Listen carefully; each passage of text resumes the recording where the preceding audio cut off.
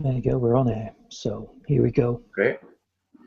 Hi, I'm David Penny, and I'm here today talking with author Mason Cross. You actually are one of my favorite writers from last year, I must admit, and I really loved The Killing Season last year. And I want to talk to you a bit about that and a bit about your latest book, The Samaritan, if that's all right, yeah? Yeah, great. Thanks.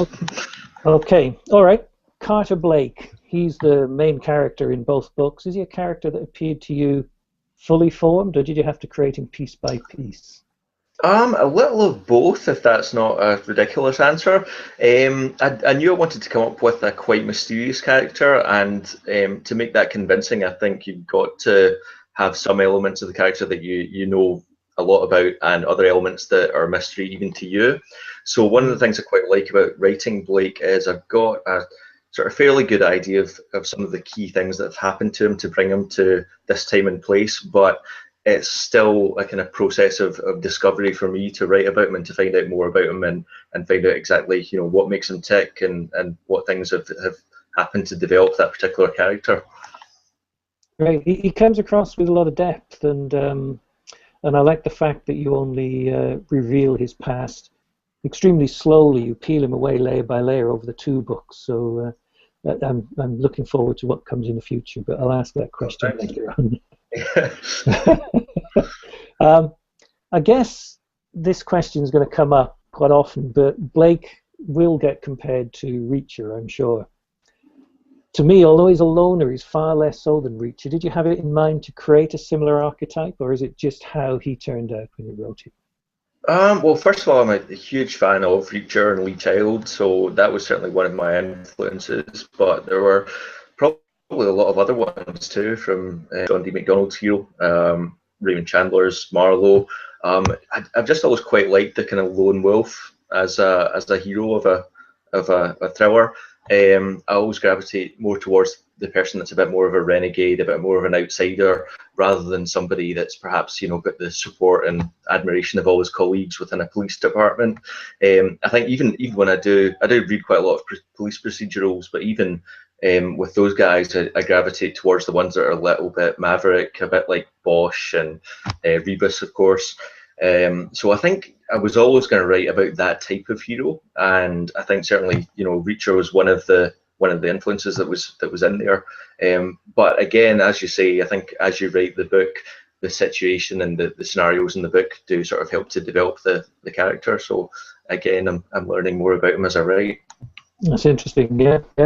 I know that in The Killing Season, last year's book, you introduced Blake right from the outset. I thought it was fascinating that in The Samaritan, Blake doesn't appear until after chapter 3. And reading it, I was almost thinking, is this actually going to contain the same character or not?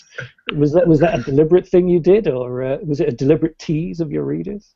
Yeah, I think in a way it was. I think I'd read From Russia with Love again for the first time in a while last year, and similarly, that's a book that spends a whole lot of time setting up what's going to happen and who the bad guys are and who the other characters are and how they relate to Bond. And Bond is almost this kind of surprise, well, not surprise, but he's this presence that's felt early on in the novel before you actually see him.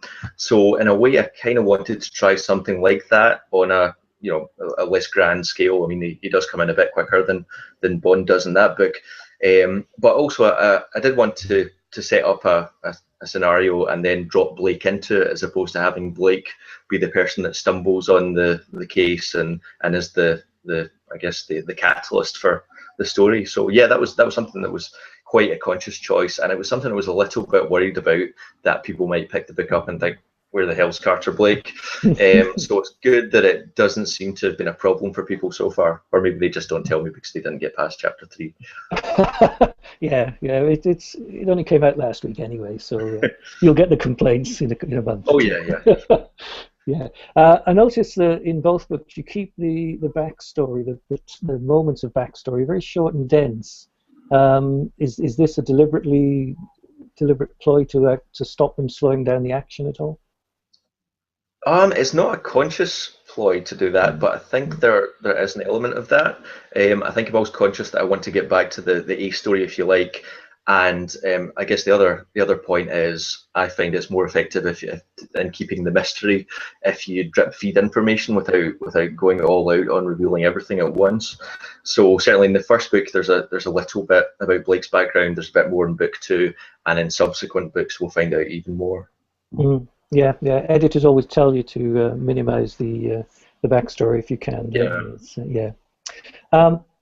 When I read the books, they sound and feel to me like you're actually born and have lived your whole life in America. And I know for a fact that's not true. It's not true. And anybody listening to you speak knows that's not true. In the Samaritan, I thought you captured Los Angeles extremely well. Have you spent much time there? And how do you get that level of authenticity? I've only been to Los Angeles once. I spent about a week out there a few years ago, but I just thought it was a really exciting and interesting city. I think it gets a kind of bad name compared to some of the more aesthetically pleasing US cities like San Francisco or New York, but I think LA in its own way is every bit as exciting and interesting. And I mean, I guess part of my experiences from visiting the city have fed into the novel, but also so much of the the great crime fiction of the last century is based in LA, from Chandler to James Ellroy to Michael Connelly. So in a way, because I'd read so many books that are set there, it does kind of give you a feeling for the vibe of the city, and that was certainly something that I felt was authentic when I went out there. And was something I could draw on, I suppose. The other thing that's an advantage for me is I've got quite a few American friends that I can run early drafts by, and they can come back to me and remind me that I've got the steering wheel on the wrong side of the car, or we call them faucets, not taps, and things like that. So I've got a few sort of safety mechanisms to make it sound fairly authentic, hopefully. Yeah, it's even more so. It's not really two countries divided by a common language. There's just so many things culturally that are different between the two of us. Sure, yeah. It's dead easy to trip up, isn't it? So. Yeah. The other thing where I've cheated a little bit is both of the main characters are outsiders from LA. So both Blake and the lead detective, Jessica Allen, are both recent transplants to the city, so they can see it through an outsider's eyes, and they don't necessarily know everything about it. So that's a handy cheat. Yeah. I wondered when I was starting to read it whether you'd been listening to Tom Petty's Free Falling as you wrote it, because there was Reseda and all these other places that he named in that song. It's fascinating to me. Oh, well, I hadn't listened to that recently, but maybe that subconsciously worked its way in there. Yeah. I suppose in the Samaritan, for me at least, Jessica Allen comes across as probably the main character rather than Carter Blake, which was interesting.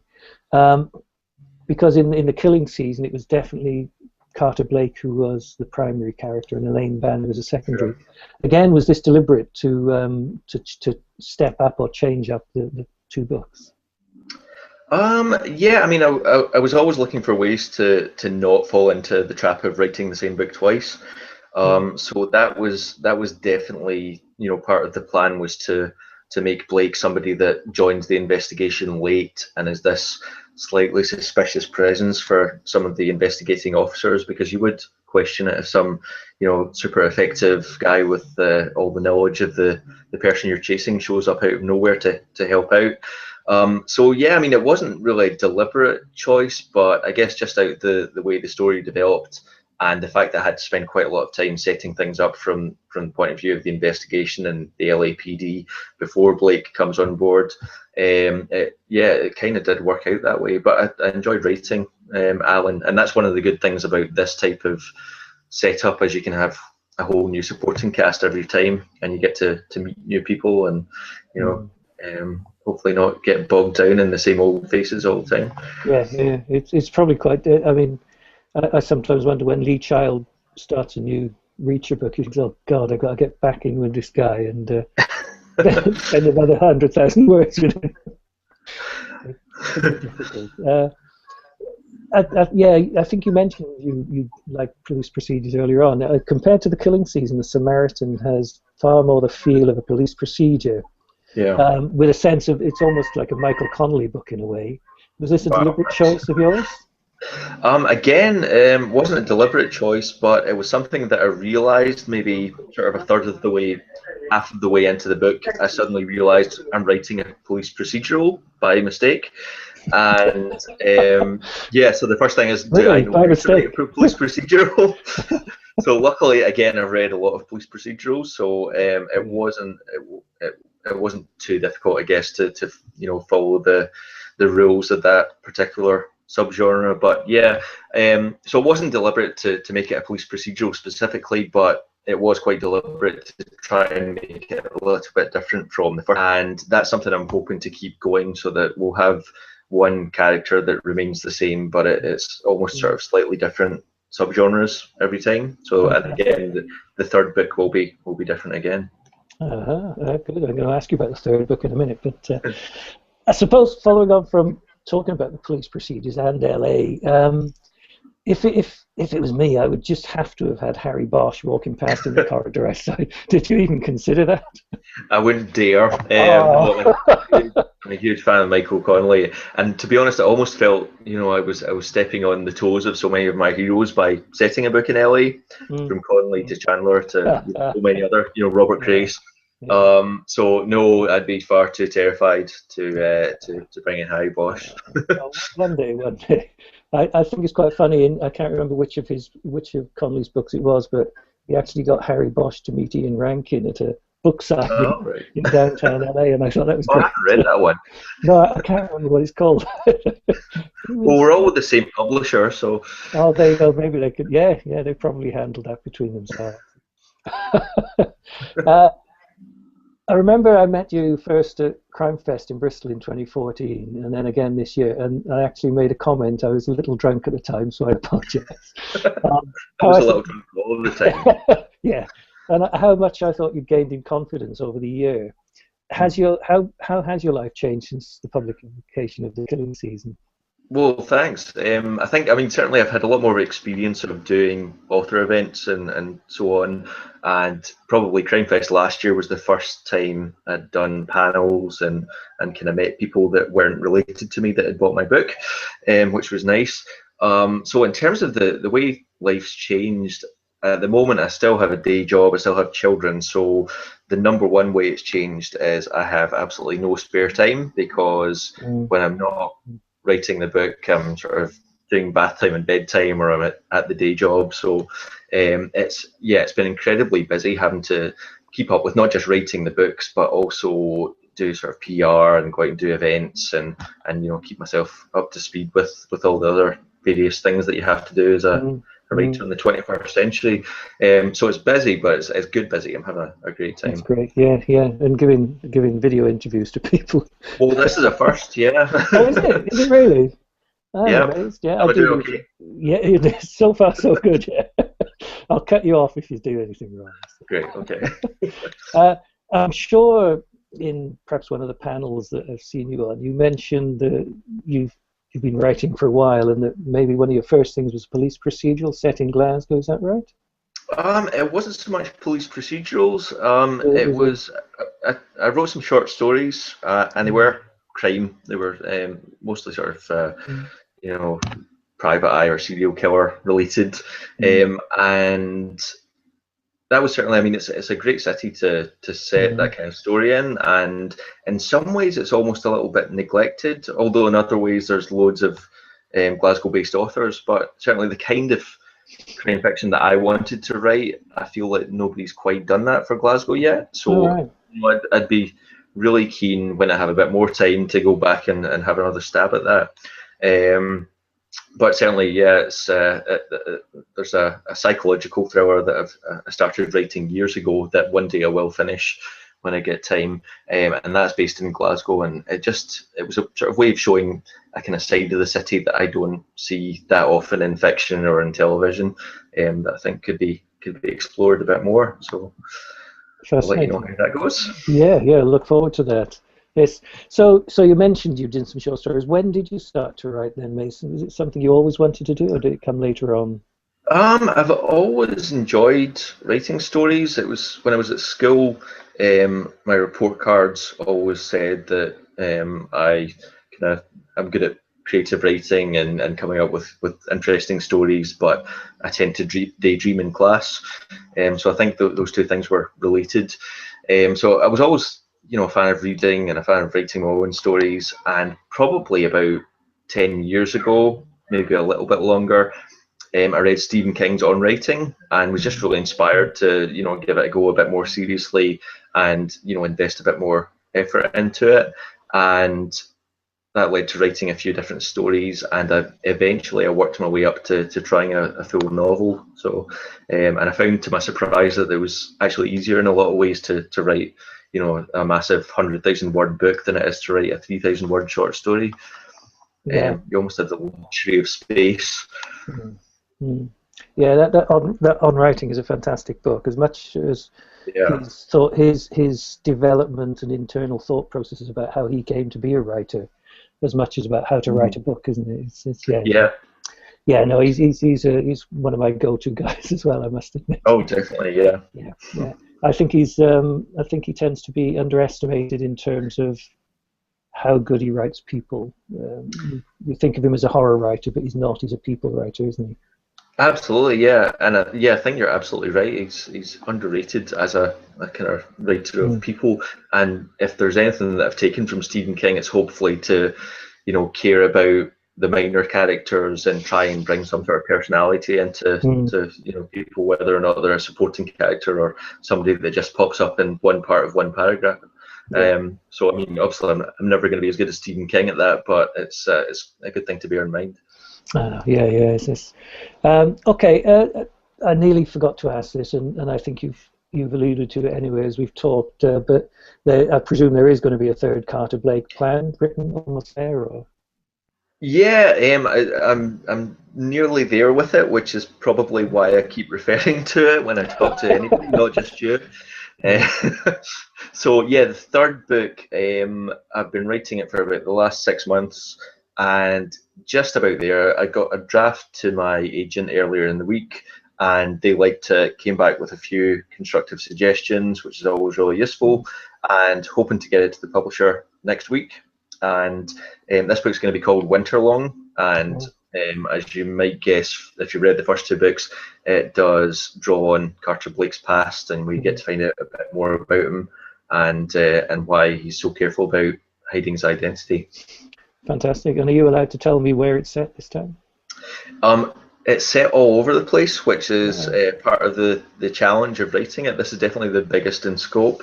So, for example, the first chapters opens in Siberia, in Russia, and then we move to, where do we go next? Then there's a short sequence in California, in Silicon Valley, followed by Seattle, and then from there the kind of the story and the plot moves across the United States, all across to the East Coast. So it really hops all around the globe. Afghanistan as well. That's one of the flashback sequences. So yeah, pretty much everywhere. Yeah, everywhere. Yeah, a global novel. I look forward to that. I want to read it already. No, thanks. Okay, last question. I did say that this would be an easy one, but thinking about it, maybe it's not. Who are your go-to authors whose work you return to again and again? I think we've actually covered a lot of them. Michael Connelly, certainly. Harlan Coben, I'm a big fan of. Ian Rankin, for somebody a bit more homegrown. Stephen King, massive influence. Doubtful that I would be a writer today if it hadn't been for picking up on writing or for reading some of his books. I've always been a fan of the classic noir like Dashiell Hammett and Raymond Chandler, James M. Cain. I mean, those guys are just, you can pick up a Raymond Chandler book and it could have been written yesterday. It's just, well, apart from all the period references, obviously, but it's just, evergreen, really good. So I'm a fan of all those guys, and most people writing thrillers today, I tend to sort of try and keep fairly up to speed with the competition, if you like. And certainly there's a thriving scene of tart noir as well, so it's been quite a good experience to meet some of those people like Denise Mina and Carol Ramsey, Craig Robertson, all doing really good work in Scotland. Yeah. I think you mentioned Crace earlier on when we were in the interview. Yes. And I'm always amazed at how few people have heard of him over here, because I think he's one of the He's fantastic great. writers as well. Yeah, he's Yeah, brilliant. Yeah, it's really good. Yeah, yeah. it was actually introduced to me by a colleague from work. Oh wow, So wow. at least two of us have heard of him. Um, Yeah, yeah, but yeah. yeah, I mean, you're right. He's great, and he should be more known. And Mm, I'd love mm. to see a movie either on Joe Pike or Elvis Yeah. Cole. Oh, yeah. Yeah, You could. Yeah, they're fantastic, aren't they? Both of them. yeah. I discovered him after reading Holland Coben and running out of his, Yeah. and then looking for something similar. And I must have got a Well, it kind of is recommendation. similar because he's got that mix of Yeah, humor and yeah, and yeah. Very classic similar, isn't thriller it? stuff. Yeah, yeah. Okay. Really, last question. What's the favorite book you've read this year so far? That's a really tough one. Yeah. And it's quite weird because one of the other impacts that being writers had in my life is I've had to read a lot more stuff for panels and Mm, for mm, reviews and blurbs, and so people now send me books, which is fantastic. But unfortunately, I'm quite a slow reader, so I can't get through things quite as fast as I would like to. But I've read a whole lot of really great stuff this year that I might not have discovered mm, otherwise. And actually, at the moment, I'm reading a really great book that's going to be coming out in July, I believe, called Tenacity, by a guy called J.S. Law, and it's based in a submarine, and it's basically a murder mystery where a guy commits suicide on board a nuclear submarine, and simultaneously his wife is murdered elsewhere, and they have to investigate and find out what exactly is going on. So I haven't even finished that yet, but that's a fantastic book so far. Well, I'll have to look out for that. It's I haven't heard of the name before, but yeah, great. Okay, Mason Cross, thank you very much indeed. It's been a Thank pleasure you. talking to you, and I hope your first experience has been relatively enjoyable. It was absolutely painless, yes, and very enjoyable. Thank you. Thanks very much. There you go. I think we're done. Have I Okay. stopped it?